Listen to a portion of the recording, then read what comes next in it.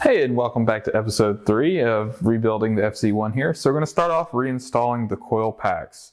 Coil number 1, which does cylinders 1 and 4, sits here. And then the other coil 2 and 3 goes right here. So we're going to start with 1 and 4 coil.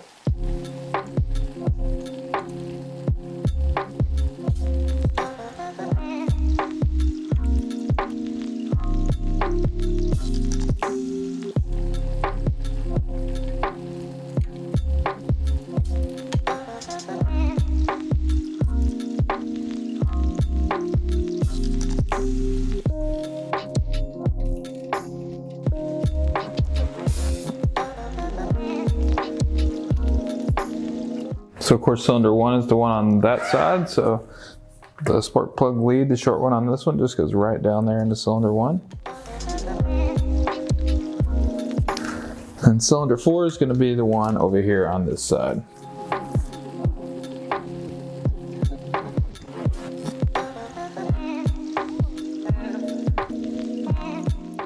Then the 2 coil wires, one of them is going to go right here on the inside, the shorter one. And the longer one's going to go right here on the outside.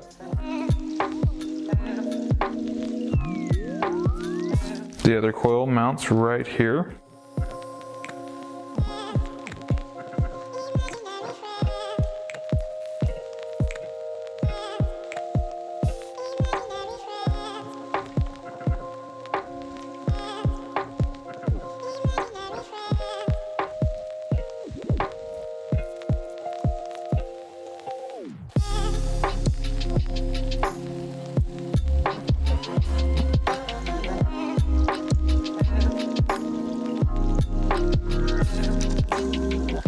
So it looks like spark plug 2 lead is going to go around the outside of that coolant pipe there.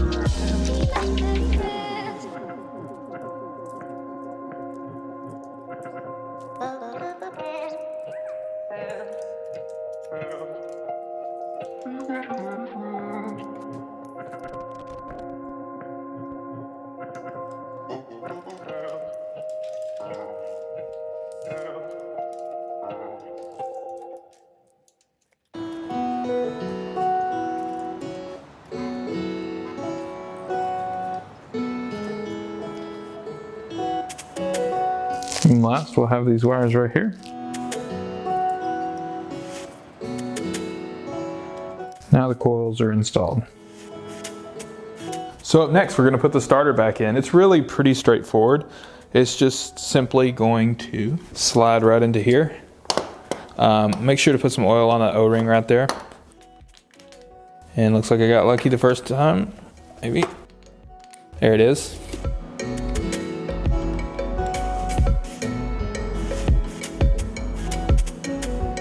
So next, I'm going to install the 2 bolts right here.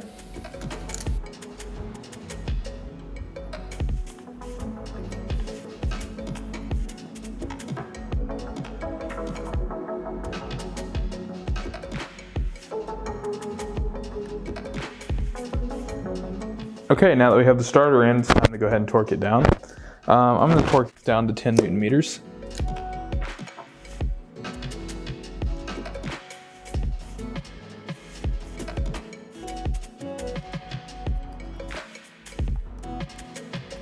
Okay, so now I'm going to reinstall the positive battery lead onto the starter motor, since it's kind of down here and hard to get to once I put the carburetors back in. I don't think I showed where it goes yet, but I'll show you here in just a moment. But this is it right here, coming down from the starter solenoid. It just goes onto the starter just like that, and it'll get pushed behind that cover there.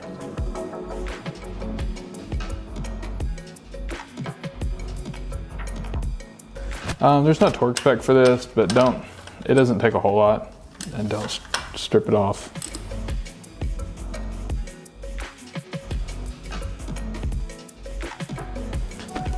push back up in there more.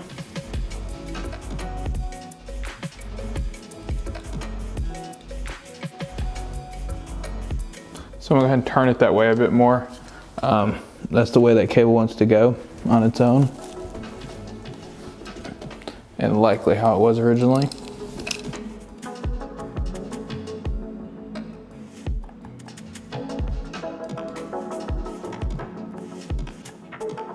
Okay, then I'll get the little starter protector boot here and put that back on.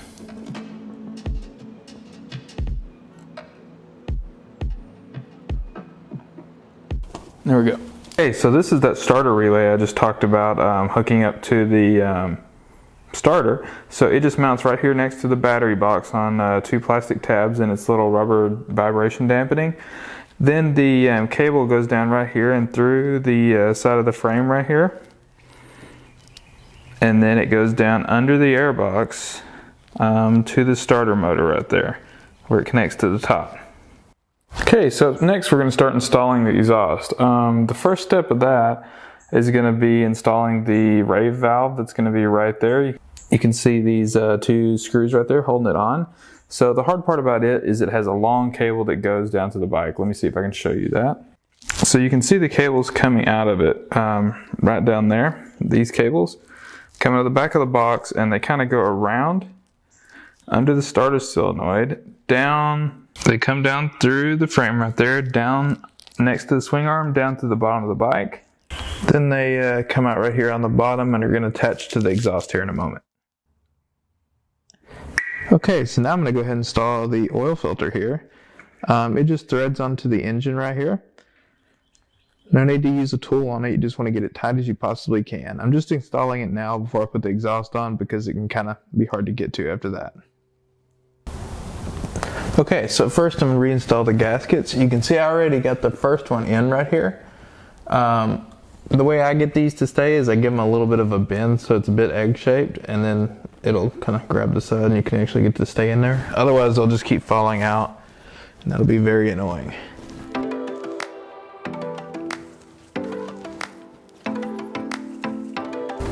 Alright, so we got all 4 in now. We're going to go ahead and put the header up there. Then I'll go ahead and pop the headers up in there. Just like that.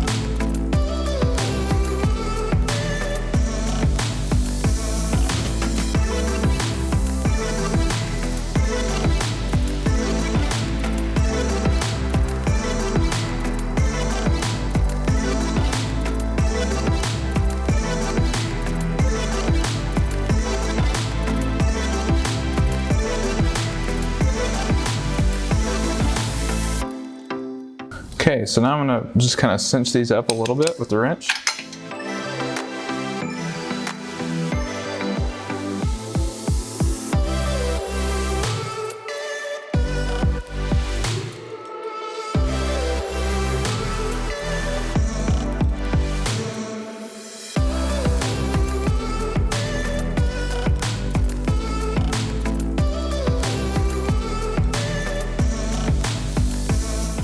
Okay, so now I'm going to torque these down to 20 Newton meters each.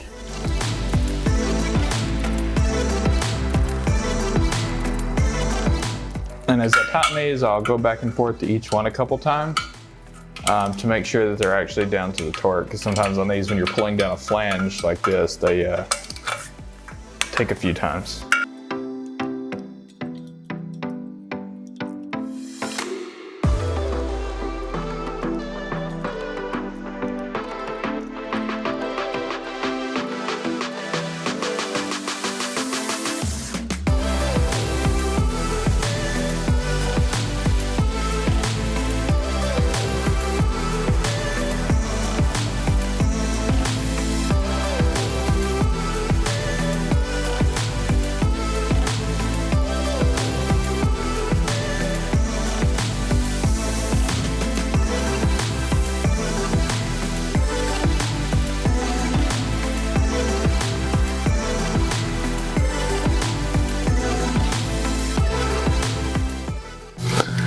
Okay, so now I'm going to finish putting in the rear bolt and torque it down as well.